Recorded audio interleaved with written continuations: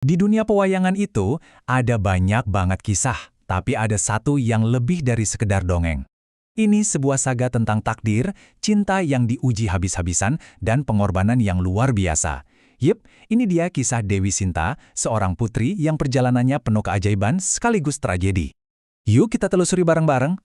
Oke, jadi pertanyaan paling mendasar. Siapa sih sebenarnya Dewi Sinta ini?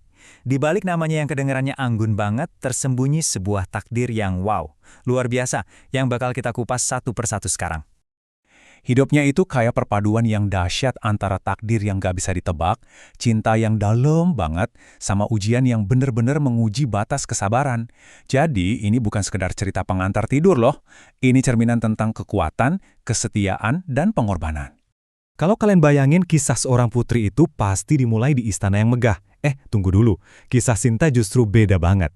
Awalnya itu dari sebuah keajaiban di sungai. Sebuah permulaan yang sama sekali nggak ada yang nyangka.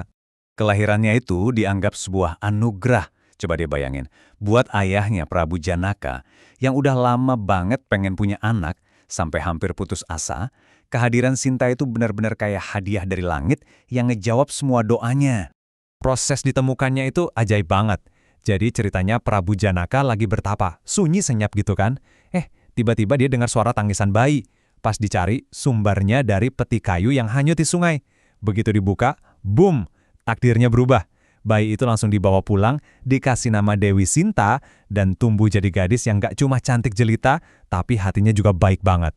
Nah, seiring Sinta tumbuh dewasa, kecantikan dan kebaikannya itu jadi omongan di mana-mana. Dan disinilah takdir mulai beraksi lagi, mempertemukan dia dengan cinta, lewat sebuah sayembara besar yang bakal menentukan masa depannya. Prabu Janaka ini kan ayah yang bijak ya. Dia nggak mau asal-asalan jodohin putrinya. Dia pengen pendamping yang benar-benar pantas buat Sinta. Makanya, dia ngadain kompetisi terbuka. Semacam ujian kekuatan dan kebijakan buat para ksatria paling hebat. Dan disinilah jagoan kita masuk ke cerita. Namanya Rama Wijaya, seorang ksatria pengembara yang kebetulan dengar soal sayembara ini. Dia merasa tertantang, plus penasaran sama putri yang kabarnya luar biasa itu. Jadi dia mutusin buat ikut serta. Dan udah bisa ditebak lah ya, dengan kekuatan dan kebaikannya, Rama berhasil menang. Dia berhak mempersunting Dewi Sinta. Pernikahan mereka jadi awal kisah cinta yang tulus dan bahagia banget.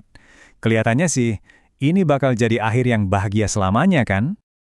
Tapi namanya juga kisah besar. Kebahagiaan itu ternyata nggak bertahan lama. Ada plot twist kelam yang datang dalam bentuk penculikan yang keji. Kutipan puitis ini ngegambarin semuanya dengan pas. Percikan cinta mulai terombang-ambing. Kebahagiaan mereka yang baru seumur jagung itu, sekarang kayak di ujung tanduk, terancam badai besar yang bakal datang. Ancaman ini datang dari Dasamuka, si tokoh jahatnya. Tapi dia nggak menyerang terang-terangan, dia pakai yang namanya tipu daya, sebuah strategi licik penuh muslihat buat ngelabuin Rama. Tujuannya cuma satu, menculik Sinta. Dan sialnya, tipu dayanya berhasil.